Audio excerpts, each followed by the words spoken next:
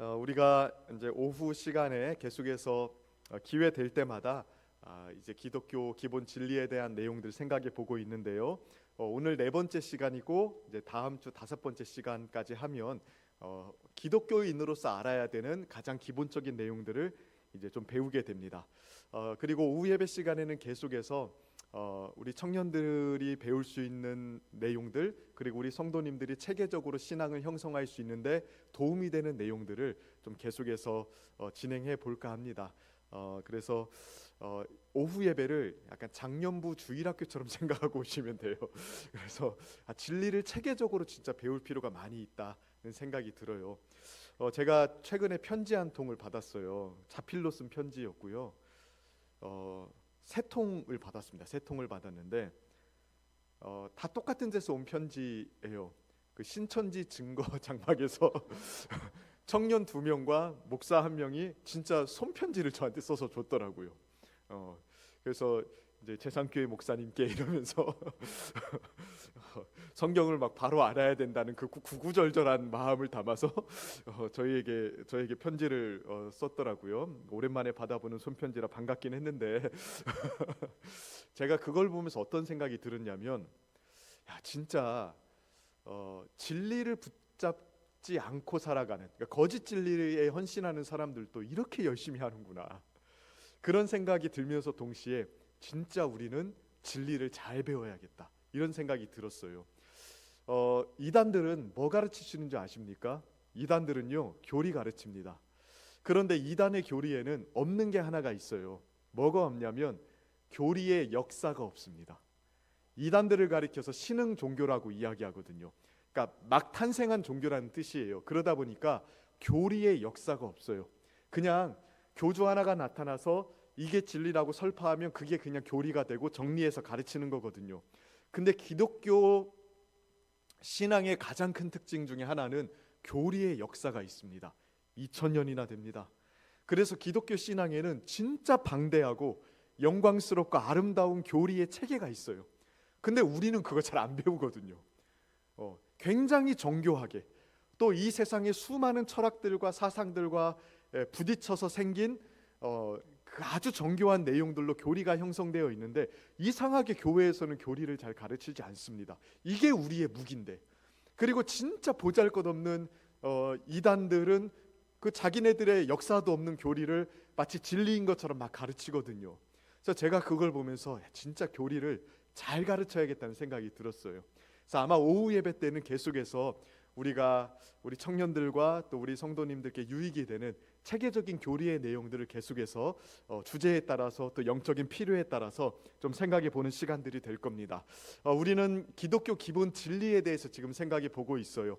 예수 믿는 사람들이라면 반드시 알아야 되는 5가지를 배우는데, 첫 번째로는 창조에 대한 내용 배웠죠. 나는 왜 세상에 존재하는가, 창조의 목적에 대한 내용을 배웠고요. 두 번째로는 죄에 대한 내용을 배웠습니다. 내 삶은 왜 이렇게 고통스러울까, 고통의 문제와 함께 죄의 문제를 생각해 봤고요. 세 번째로는 예수님에 대한 내용 살펴봤어요. 예수 믿으면 이 죄로부터 행복해지려면 어떻게 해야 될까, 예수님을 보내어 주셨다는 내용 생각해 봤습니다. 그리고 오늘 네 번째, 예수 믿으면 뭐가 좋은가, 이제 이 내용을 생각해 볼 겁니다. 구원의 복을 누리는 삶에 대한 내용입니다. 사실 우리가 교회 다니면서 반드시 해야 되는 질문 중에 하나예요. 예수 믿으면 뭐가 좋은가? 여러분들은 예수 믿어서 정말 내 인생이 좋아졌다라고 자신 있게 말할 수 있습니까?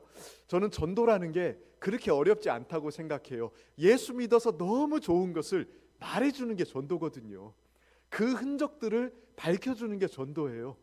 그런데 오늘날 성도들의 모습들을 가만히 보면 진짜로 예수 믿는데도 세상 사람들보다 더 침울하게 살아가는 사람들이 많습니다. 사실 예수 믿어서 얻은 축복들이 진짜로 많은데 우리가 그것들을 놓치고 살아가는 경우들이 많아요. 그래서 오늘은 예수 믿는 자로서 얻는 복은 무엇인지를 좀 생각해 봐야 됩니다. 그런데 이 내용들을 본격적으로 생각해 보기에 앞서서 한 가지 짚고 넘어가야 될 게 있어요. 옛말에 화중지병이라는 말 들어보셨습니까? 한자로 하면 조금 있어 보이는데 그냥 그림의 떡이라는 뜻입니다. 화중, 그림의 지병, 떡. 그림의 떡이라는 뜻인데 뭘 그림의 떡이라고 이야기하죠? 그러니까 아무리 좋은 게 있어도 내 것이 아니면, 또 내가 소유하지 않으면 의미가 없다는 뜻 아닙니까? 근데 이게 우리의 신앙생활과 구원에도 접목되는 내용들이 있더라고요. 자, 2000년 전에 예수님께서 십자가에서 죽으셨죠. 그리고 부활하셨습니다. 승천하셨습니다. 그러니까 우리 구원을 위한 모든 일을 예수님께서 다 행하셨다고요. 완벽하게 행하셨습니다. 그런데 자, 예수님께서 역사 속에서 완벽하게 이루신 구원이 내 것이 되어야 되거든요. 내 것이 되는 건 또 다른 문제입니다. 그냥 그림의 떡으로 예수님이 십자가에 죽으시고 부활한 게 남아 있을 수도 있는 거예요. 2000년 전에 예루살렘 땅에서 이루어 놓으신 그 구원이 내 것이 되지 않으면 사실은 기독교 신앙은 아무런 의미가 없는 거거든요. 그리고 교회 다니는 것도 사실은 의미가 없어요. 예수님이 2000년 전에, 또 공간적으로는 예루살렘 땅 8159km 떨어져 있더라고요. 직선거리로 따져보니까. 그러니까 시간적으로도 굉장히 멀리 있는 사건이고 공간적으로도 굉장히 멀리 있는 사건이잖아요. 근데 이 시공간적으로 굉장히 멀리 있는 사건이 오늘날 내 것이 되려면 어떻게 해야 되면 좋을까요? 내 것이 되지 않으면 진짜 그림의 떡이거든요. 성경은 2000년 전에 8000km나 떨어진 곳에서 일어난 그 사건이 오늘날 내 것이 되는 방법이 하나 있다고 이야기합니다. 무엇을 통해서 내 것이 되냐면 믿음이라는 걸 통해서 내 것이 된다고 이야기해요.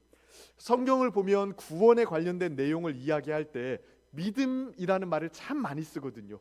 교회 생활하다 보면 믿음이라는 내용 자주 쓰죠. 오늘 오전에 설교 때도 제가 예수님 믿어야 된다고 이야기했잖아요.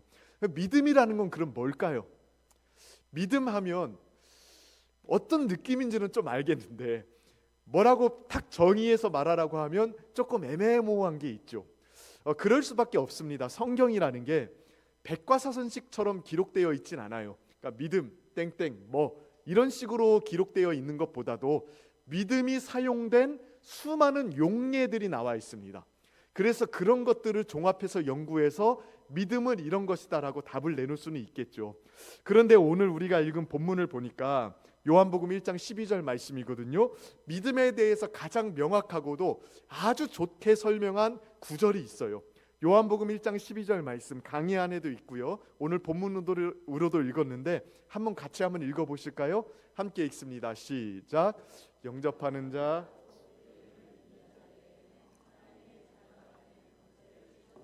아멘.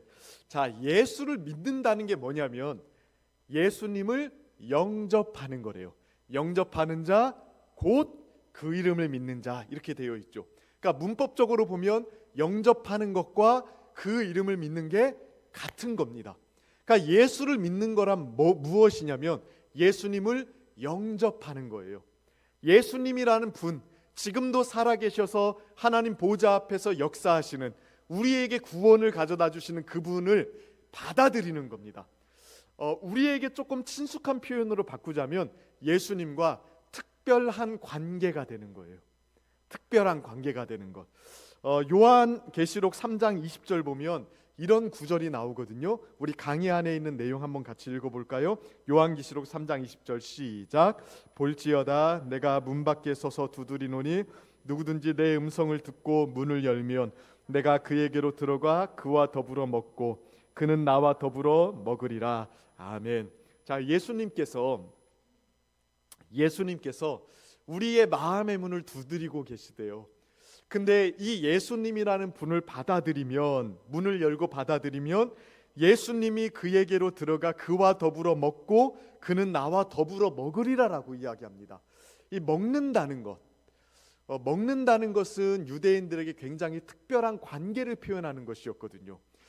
복음서에 보면 예수님께서 세리와 죄인들과 함께 식사를 하셨다고 이야기하죠. 그리고 이 식사를 가지고 이제 바리새인들이 왜 죄인들과 당신은 식사를 하느냐며 불만 섞인 불평을 했습니다. 왜냐하면 같이 식사를 한다는 건 특별한 관계성을 맺고 있다는 것을 표현하는 것이었거든요. 우리나라도 조금 그러지 않습니까? 밥 먹어야 좀 친해지고요. 친해져야 밥 먹고. 여하튼 같이 식사를 한다는 건 어떤 친밀한 관계성을 표현하는 것이 돼요. 유대 나라도 그랬습니다. 더불어 식사를 한다는 건 특별한 관계를 맺는다는 걸 의미하는 거예요. 근데 예수님께서 우리에게 들어와서 우리와 더불어 먹는다고 이야기합니다. 이 예수님과 더불어 먹는 상태가 예수님을 영접하는 상태예요. 즉 예수님과 친밀하고 특별한 관계를 맺는 상태가 곧 예수님을 영접하는 것입니다. 그리고 이게 곧 믿음입니다. 믿는 사람은 예수님과 특별한 관계를 맺고 있는 거예요. 특별한 관계를 맺고 있는 거예요. 그러니까 단순히 예수님에 대한 정보를 머릿속으로 알고 있다고 해서 그게 믿음이 아닙니다. 살아계신 예수님과 현재적으로 특별하고 친밀한 관계를 맺는 것을 가리켜서 그 상태를 가리켜서 믿음이라고 이야기해요. 이렇게 예수님과 친밀한 관계성을 가질 때 예수님이 가지고 있는 모든 구원의 복을 내가 누리기 시작하는 겁니다. 그 관계성 속에서요. 이 예수님과의 관계가 아니면 어떤 것도 누릴 수가 없죠. 제가 한번 일전에 예를 들었었는지 모르겠는데요. 제가 군에서 이제 섬길 때 이제 군종 장교다 보니까 군에서 종교 파트를 담당하는 장교거든요. 그러다 보니까 이제 기독교, 천주교, 불교, 원불교 이런 종교들까지도 사실은 다 신경 써야 되는 입장에 있어요. 근데 저는 목사니까 어쨌든 최대한 기독교 전도를 하려고 무지 노력을 하겠죠. 그런데 어느 날 신병인데, 이등병인데 이제 막 부대 배치를 받고 첫 주에 이제 온 거예요, 교회를.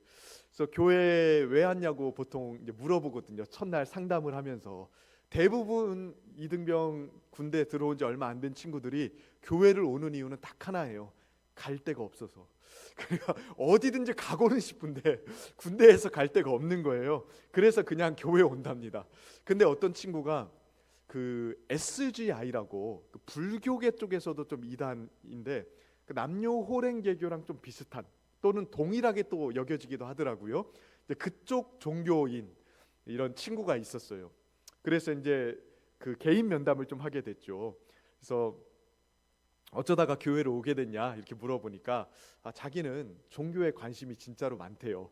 그래서 SGI 예배에 가기를 원하냐, 이게 너에게 권리로 주어져 있다고 이제 알려는 줬습니다. 그리고 제가 철원에서 근무할 때니까 철원 쪽에 SGI 그 뭐라고 해야 돼, 예배당이라고 해야 되나요? 뭐 하여간 그런 게 있더라고요. 근데 이 친구가 자기는 교회를 조금 더 다녀보고 싶대요. 그래서 왜 그러냐고 했더니 이 친구가 SGI 모태신앙입니다. 그리고 SGI 쪽에서 성직자가 되기 위해서 나름 훈련을 받고 온 친구예요.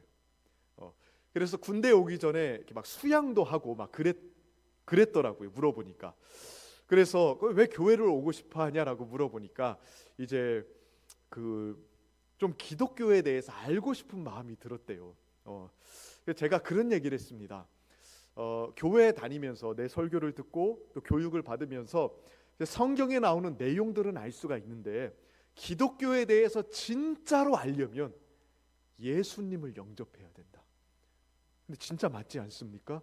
신앙은 머리로 배울 수 없습니다. 신앙은 학습되는 게 아닙니다. 물론 진리를 배워야 되죠. 근데 진짜 그리스도인이 되어서 신앙의 유익을 누리는 건 예수님이라는 분 그 자체를 영접해야 돼요. 예수님 뭐라고 말씀하셨어요? 내가 곧 길이요 진리요 생명이다.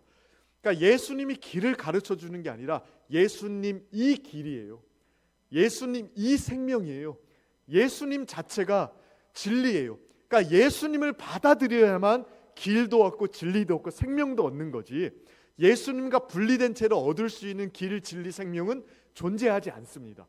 그래서 제가 그 친구에게 예수를 영접해야만 기독교에 대해서 진짜 알 수 있는 거라고 말을 했던 기억이 있어요. 계속해서 같이 예배를 드렸긴 했는데 제가 다른 부대로 옮기면서 어떻게 되는지는 모르겠습니다.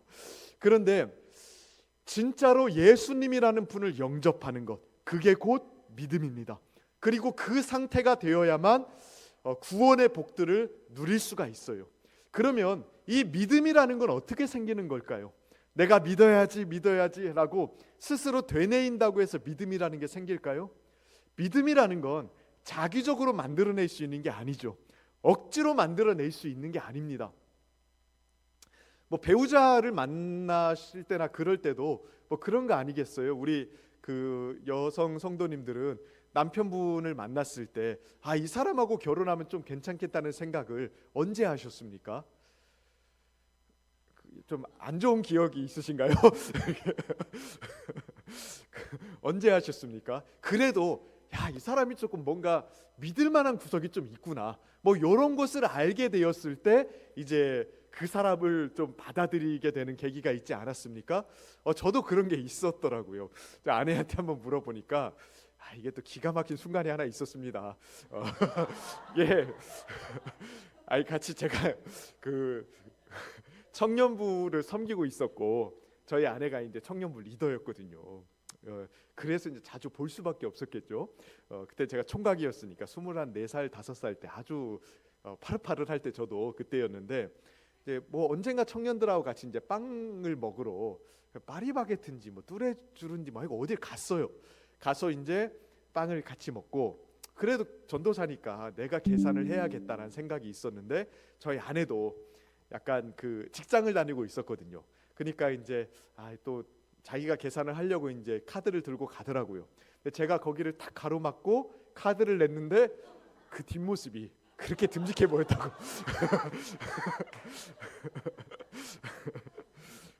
제가 뒤태가 좀 그러니까 믿음이라는 건 억지로 만들어낼 수 있는 게 아니에요. 그렇죠? 어떤 지식이 있고 또 어떤 계기가 있어서 생기는 거거든요. 근데 예수님에 대한 믿음이라는 것도 우리가 억지로 만들어낸다고 해서 만들 수 있는 게 아니에요. 성경에서는 우리에게 믿음을 만들어 주시는 분이 계시다고 이야기합니다. 성령 하나님이시거든요. 우리 강의 안에 에베소서 2장 8절 9절 말씀을 보면 이렇게 이야기를 하는데 같이 한번 읽어보실까요? 함께 읽습니다. 시작. 너희는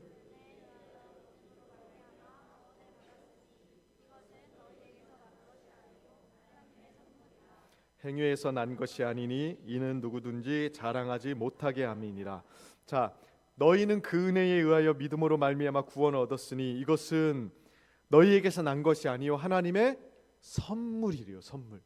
그러니까 믿음, 또 믿음으로 말미암아 없는 구원은 하나님이 우리에게 거저 주시는 거예요. 그러니까 우리가 억지로 만들어낸 게 아니라 사실 하나님께서 성령 하나님을 통해 우리 안에 만들어 주시는 겁니다. 그래서 어떻게 보면 우리가 믿음을 억지로 만들어낼 수는 없어요. 그러나 우리 안에 믿음이 있다면 그거는 우리가 잘해서 얻어낸 게 아니라 하나님이 우리 안에 성령을 통해서 믿음을 만들어 주신 것입니다. 그래서 우리는 이것에 대해서 늘 감사해야 되고요. 자랑할 게 없습니다. 이 부분에 대해서는 감사만 있을 따름이겠죠. 여하튼 정리해 보자면 이렇습니다. 하나님께서 성령을 통해서 우리 안에 믿음을 만들어 주실 때 우리는 예수 그리스도와 특별한 관계성을 맺게 되고 그 관계성 통해서 하나님의 구원을 누리게 되는 것이죠. 그러면 이제 본격적인 내용을 좀 생각해 볼까요? 이렇게 예수를 믿게 되어서 그럼 누릴 수 있는 구원의 복에는 어떤 것들이 있을까요? 어떤 것들이 있을까요? 사실 엄밀하게 따져보면 예수 믿고 살아가는 모든 삶이 다 복이라고 이야기할 수 있습니다. 아멘입니까? 진짜로 그렇습니다. 뭐 하나 콕 집어서 말하기 어렵게 우리가 아침에 눈을 떠서 숨 쉬는 모든 것조차 하나님의 은혜입니다. 그러니까 예수 믿는 사람의 삶 속에는 늘 이 감사와 기쁨이 있어야 돼요. 그러나 오늘 성경에서 강조하는 것 4가지만 좀 함께 생각해보고 마치려고 하는데요. 첫 번째로는 하나님과 화목하게 되는 거예요. 하나님과 화목하게 되는 것. 저는 이게 단연코 예수 믿는 사람들이 누릴 수 있는 가장 큰 복이라고 생각을 합니다. 별거 아닌 것 같지만 이게 제일 큰 복입니다. 화목이라는 단어를 요즘은 우리가 참 많이 쓰진 않아요. 그런데 이 화목이라는 단어가 특별히 아주 끈끈한 가족 관계를 표현할 때 쓰는 말이었습니다. 2000년 전에 예수님 시대에도 그런 가족 관계를 표현할 때 쓰는 단어가 화목입니다. 근데 이 하나님과 끈끈한 가족 관계가 되었다는 것, 특별히 하나님의 사랑을 누릴 수 있는 자리에 있게 되었다는 게 우리의 가장 큰 축복이에요. 원래 예수 믿기 전에 하나님과 우리와의 관계는 어땠습니까? 로마서 8장 7절을 보면 육신의 생각은 하나님과 뭐가 된다고요? 원수가 된대요. 또 골로새서 1장 21절도요. 마음으로 원수가 되었다고 이야기합니다. 그러니까 예수 믿기 전에는 하나님과 우리가 원수였대요. 여러분 살면서 원수 같은 사람들이 있습니까? 배우자가 떠오르면 안 됩니다. 원수 같은 사람, 이 원수가 누구냐면 너랑 나는 같은 시공간에 존재할 수 없다고 여겨지는 대상이 원수입니다. 그러니까 살다 보면 조금 밉상인 사람도 있고 좀 꼴배기 싫은 사람도 있을 수 있어요. 근데 원수는 진짜로 같은 시공간에 존재할 수 없다. 너 죽고 나 살든지 뭐 그렇게 하자. 이 정도 관계가 되어야만 원수입니다. 예수 믿기 전에 하나님과 우리가 원수였대요. 우리는 끊임없이 하나님을 대적하고 하나님으로부터 도망치는 존재였습니다. 의도적으로 하나님의 진리를 거부하고 우리의 주관과 욕망을 따라 살던 존재였어요. 그리고 하나님은 그러한 우리의 삶에 대해서 가슴 아파하면서도 동시에 우리의 죄에 대해서 심판하셔야만 되는 분이셨습니다. 그러니 원수 관계죠. 근데 예수님께서 우리의 죄를 다 뒤집어 쓰시고 우리의 죄의 문제를 말끔하게 해결하셨고요. 또 우리에게 의의 옷을 입혀주셨습니다. 그래서 하나님과 우리 사이가 화목하게 된 거예요. 예수 믿는 사람들은 이제 하나님의 사랑을 누리며 살아가게 됩니다. 인생에서 나를 사랑하는 사람이 딱 한 사람만 있어도요, 그 인생 의미가 생깁니다. 그러지 않습니까? 그러니까 인생의 행복이 멀리 있지 않더라고요. 나를 진짜로 사랑해주는 사람 한 명만 있어도 그 인생 살만한 인생이 되더라고요. 자꾸 군대 이야기해서 좀 뭐하지만 제가 이제 군에서 복무할 때 신병교육대라고 해서 지금 우리 논산훈련소 이제 거기서 그런 곳과 같은 그런 부대가 있습니다. 근데 거기서 이제 예배 집례도 하고 또 그 상담도 하고 그랬는데 제가 군인들을 가만히 보니까 군인들은 정확하게 두 종류로 명확하게 갈라집니다. 여자친구가 있는 군인과 여자친구가 없는 군인, 딱 두 종류밖에 없습니다. 왜냐하면 너무 달라요. 일단 제가 군 생활할 때에는, 요즘은 이제 조금 달라졌지만 상점 제도라는 게 있었어요. 열심히 훈련을 받아서 상점을 쌓으면 전화를 할 수 있었습니다. 자, 그러면 여자친구가 있는 청년들은 어떻게 훈련을 받을까요? 열심히 받아요. 동기부여가 엄청 잘 됩니다. 왜? 전화해야 되거든요. 그리고 그 청년들은 항상 뭐라고 생각하냐면 밖에서 누군가 내 목소리를 기다리고 있다. 저 담장 너머에서 누군가가 나를 사랑하는 사람이 있고 그가 나를 기다리고 있다. 이 생각을 가지고 있습니다. 그런데 상대적으로 여자친구가 없는 군인들은 물론 부모님 생각 많이 합니다만 동기부여가 좀 잘 되지가 않아요. 그리고 이 청년들이 가지고 받는 느낌이 뭐냐면 나는 갇혔다. 정말 슬픈데 진짜 그 생각을 합니다. 나는 갇혔어. 나는 모두에게 잊혀질 거야. 아무도 나의 존재성을 필요로 하지 않아. 그러면서 되게 우울해합니다.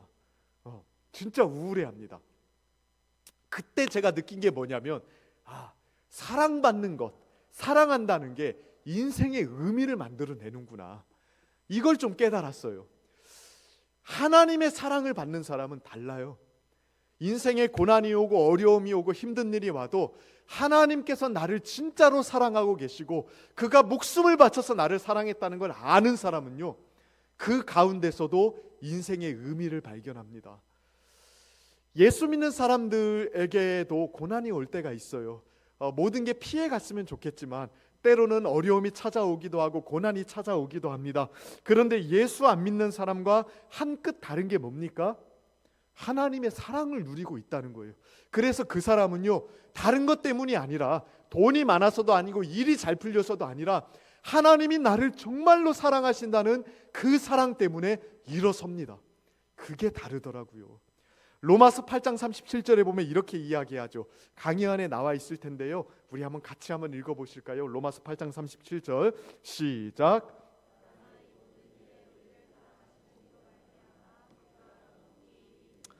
이 모든 일에 우리를 사랑하시는 이로 말미암아 우리가 어떻게 해요?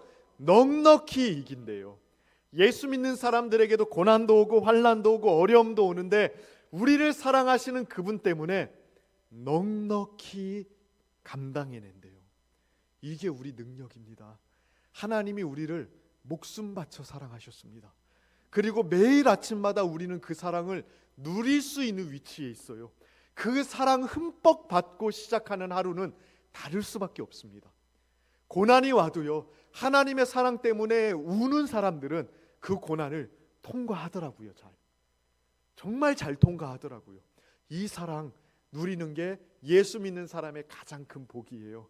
이 사랑 날마다 누리셨으면 좋겠습니다. 저는 우리 성도님들이 하나님의 사랑 많이 받으셨으면 좋겠어요. 축복합니다. 두 번째로요, 하나님의 자녀가 되는 것. 이것도 큰 축복이죠. 우리가 읽었죠. 영접하는 자 곧 그 이름을 믿는 자들에게는 뭐가 된다고요? 하나님의 자녀가 되는 권세를 주신대요. 이 땅에서도 좋은 부모를 만나는 것 큰 축복이라고 이야기합니다. 그러나 예수 믿는 사람들에게는 하나님이 아버지가 되어 주신답니다. 하나님이 아버지가 되어 주시면 좋은 게 두 가지가 있어요. 첫 번째로는요, 하나님 나라의 상속자가 된대요. 요즘도 이제 많이 쓰는 말인데 청년들 사이에 뭐 금수저냐, 은수저냐, 흙수저냐, 뭐 똥수저냐, 뭐 무수저냐, 이런 수저론이라고 이야기하거든요. 근데 이게 뭘 의미하는 겁니까? 그러니까 부모의 어떤 재력이 출발선을 달리한다는 이론이거든요. 그러니까 청년들이 이 사회가 공평하지 않은 걸 깨달은 거예요. 기회의 평등이 있다는 게 사실은 우리가 추구하는 민주주의나 시장경제 속에서의 어떤 평등 아닙니까? 기회의 평등. 그런데 가만히 보니까 이 기회의 평등마저도 부모의 재력에 따라서 다르게 주어진다는 것을 느꼈던 겁니다. 그래서 소위 수저론이 등장하게 돼요. 근데 우리가 꿀릴 게 하나도 없습니다. 우리의 아버지는 누구세요? 하나님이세요. 예수 믿는 사람들의 아버지가 되어주신다고 약속하셨습니다. 그러면 하나님이 가지고 있는 모든 것을 우리가 상속받게 돼요. 하나님 나라가 우리의 것이 됩니다. 우리는 하나님 나라의 상속자가 되는 거예요. 저는 어린 시절을 그 전라북도 정읍시 칠보면 백암리에서 보냈습니다. 거기도 리인데 엄청 시골입니다. 진짜로요. 지금도 시골이에요. 근데 거기에 슈퍼가 딱 하나 있었어요. 유신 슈퍼인데 제가 그 이름을 잊어버리지 않는 이유는 그 아들이 저보다 한 살이 어렸는데 이름이 유신이었거든요. 김유신. 근데 저는요, 세상에서 걔가 제일 부러웠습니다. 왜냐하면 걔는요, 돈을 안 내고 먹어요. 그리고 또 한 가지는 장난감이든 뭐든 들어오잖아요. 그 친구가 제일 먼저 이용해 보는 거예요. 그리고 오늘날 식으로 말하면 후기를 우리한테 이야기해줘요. 그러면 그게 너무 사고 싶잖아요. 그 친구 집에 놀러 가서 걔가 하는 것을 한번 보는 겁니다. 그러니까 저는요, 그 친구가 세상에서 제일 부러웠어요. 시골이었기 때문에 큰 동네가 한 5-6개 있었는데 슈퍼가 딱 하나 있었거든요. 저는 우리 아버지가 목회를 하지 않고 정말 슈퍼집 아저씨가 됐으면 하는 게 제 마음속 꿈이었습니다. 왜 그 친구는 돈을 안 내고 그 집에 있는 모든 걸, 그 슈퍼에 있는 모든 걸 누릴 수 있을까요? 맞아요. 아버지가 사장님이잖아요. 어머니가 사장님이니까 걔는 돈을 안 내는 겁니다. 마찬가지예요. 우리는 하나님 나라의 상속자예요. 하나님이 소유하고 있는 모든 것이 우리의 것이 됩니다. 우리의 것이 돼요. 지금도 하나님의 풍성함을 누릴 뿐만 아니라 장차 하나님과 함께 왕노릇하게 될 거라고 약속하셨습니다. 그러니 이 세상에 건물주들 보면서 부러워할 거 없습니다. 꿀릴 거 없습니다. 하나님이 우리 아빠예요. 믿으십니까? 아멘. 두 번째, 예수님의 하나님의 자녀가 되면 좋은 게 두 번째가 뭐냐면 기도의 특권을 가질 수 있다는 것. 자, 예수님이 기도에 대해서 가르쳐 주실 때에 하나님을 꼭 아버지라고 부르도록 가르쳐 주셨어요. 마태복음 7장 11절 말씀인데요. 여기다 한번 같이 한번 읽어 보실까요? 함께 읽습니다. 시작. 너희가 악한 자라도 좋은 것으로 자식에게 줄 알거든 하물며 하늘에 계신 너희 아버지께서 구하는 자에게 좋은 것으로 주시지 않겠느냐. 악한 사람이라도 자기 자식한테는 좋은 거 주고 싶어 한대요. 하물며 너희 하늘에 계신 너희 아버지께서 좋은 것으로 주지 않겠냐. 그러니까 기도하면 하나님이 우리의 아빠가 되어 주셔서 좋은 것으로 주신다는 겁니다. 자, 기도하면 하나님이 응답을 주십니까? 안 주십니까? 주십니다. 왜 주실까요? 맞아요. 자식이니까 주는 거예요. 기도를 잘해서 유창하게 잘해서 주는 것도 아니고요. 또 예배를 잘 드려서 주는 것도 아니고요. 이쁜 구석이 있어서 주는 것도 아니에요. 자식이니까. 부모는 자녀의 삶에 책임이 있잖아요. 자녀분들을 키워보셔서 아실 거예요. 자녀들이 용돈을 달라고 할 때 뭐라고 하면서 달라고 하던가요? 그냥 달라고 하죠. 진짜 뻔뻔하지 않습니까? 그냥 뻔뻔한 애들 지금 3명이 있는데 그냥 달라고 해요. 한 번도 아버님 구두를 닦았습니다. 구두는 한 컬레에 1,000원인데 한 3컬레 닦았으니까 3,000원 주시죠. 어머니 설거지 했는데 설거지는 주부 습진의 위험성 때문에 단가가 높습니다. 5,000원입니다. 뭐 이런 식으로 말한 적이 한 번도 없어요. 그냥 달라고 합니다. 그럼 부모는 어떻게 해요? 줍니다. 왜요? 자식이니까. 부모는 자녀에 대한 책임을 가지고 있어요. 그래서 책임지고 공급해 주는 거예요. 책임지고 공급해 주는 거예요. 자녀들이 막 속상하면 나 밥 안 먹어 이러죠. 그러면 누가 속이 바삭바삭 탑니까? 부모가 속이 타요. 아니 밥을 안 먹으면 지가 배고픈데 속은 부모가 상한다고요. 왜? 먹여야 되거든요. 부모 입장에서는 자녀를 먹이는 게 부모의 의무거든요. 하나님이 그 의무를 우리에게 다해 주세요. 그래서 기도하면 응답을 주시는 겁니다. 기도는요 아주 단순합니다. 아빠한테 달라고 조르는 게 기도입니다. 하나님께 달라고 구하는 게 기도예요. 그러면 하나님은 자식이니까 우리의 필요에 응답해서 책임져 주시는 겁니다. 물론 우리가 구하는 거 다 주지 않을 수도 있습니다. 근데 장담할 수 있는 것은 가장 좋은 것으로 주십니다. 달라는 게 아니라 아버지의 무한한 지혜로 따져봤을 때 제일로 좋은 것을 제일로 좋은 타이밍에 주십니다. 그거 믿으시고 기도하십시오. 기도는 예수 믿는 사람의 특권이에요. 기도하시길 바랍니다. 세 번째, 자 예수 믿으며 얻는 복. 자, 첫 번째는 하나님의 사랑 누리는 것, 화목하게 되어서 두 번째로는 자녀가 되는 것, 세 번째로는요 영생을 누리는 거예요. 자, 여러분 영생하면은 어떤 생각이 드십니까? 영생이라고 하면은 지난번에도 한번 우리가 재직 세미나 때 한번 이야기를 했었는데 시간의 무한한 연장 속에서 영원히 소멸되지 않고 존재하는 것, 이런 걸 영생이라고 해요. 그러니까 죽어도 끝이 없이 계속 존재하는 거 있잖아요. 그런 걸 영생이라고 보통 이야기해요. 그런데 유대인들이 생각할 때 영생이라는 개념은 그런 게 아니라고 했죠. 그러니까 시간의 무한한 연장 속에서 존재가 사라지지 않고 있는 것, 그걸 영생이라고 하면 지옥도 영생입니다. 그렇게 따지면 지옥에서도 우리의 존재가 소멸되지 않잖아요. 영원히 존재하는 건 맞잖아요. 근데 그 지옥에서의 삶을 가리켜서 막 너무 풍성하고 아름다운 삶이라고 이야기하는 사람은 없잖아요. 그러니까 영생이라는 건 유대인들은 이렇게 생각을 했어요. 영원한 세계 속에 계시는 하나님, 영원한 세계 속에 계시는 하나님의 신적인 자원을 공급받는 삶, 그러니까 영원한 세계 속에 계신 하나님으로부터 신적인 생명과 은혜와 능력을 공급받는 삶을 가리켜서 영생을 누리는 삶이라고 이야기했습니다. 그래서 요한복음 5장 24절에 보면 뭐라고 이야기해요? 같이 한번 읽어보실까요? 시작. 내가 진실로 진실로 너희에게 이르노니 내 말을 듣고 또 나 보내신 이를 믿는 자는 영생을 얻었고 심판에 이르지 아니하나니 사망에서 생명으로 옮겼느니라. 자, 보십시오. 예수님을 믿는 자는 영생을 얻었고라고 이야기해요. 그러니까 영생을 얻는 게 미래에 우리가 죽어서 누리는 거라고 이야기하지 않습니다. 현재 이미 얻은 거예요.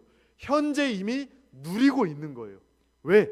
영생이라는 건 죽어서부터 누리는 개념이 아니라 현재 예수 믿는 순간 하나님의 영원한 신적인 자원을 누리는 게 영생이기 때문에 그래요.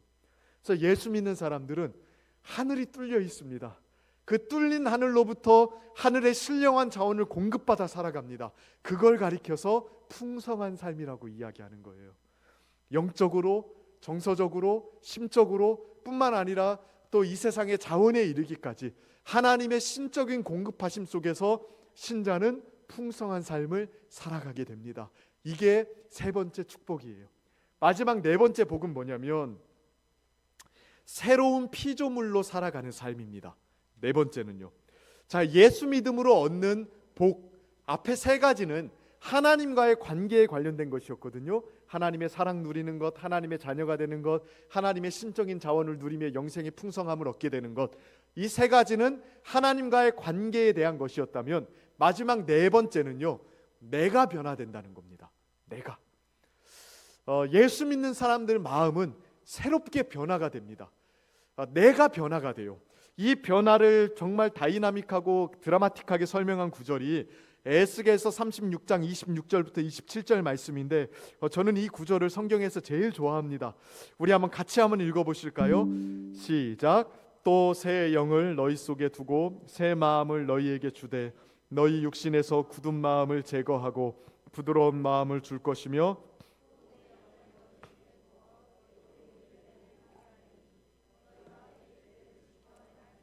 네.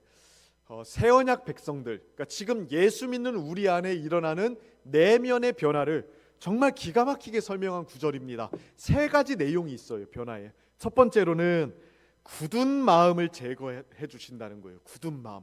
굳은 마음이라는 건 뭘까요? 굳은 살 박혀 보셨죠? 굳은 살 같은 거 이렇게 만져보면 감각이 있습니까? 없습니까? 굳은 살은 감각이 없어요. 왜? 죽은 살이거든요. 감각이 죽은 거거든요.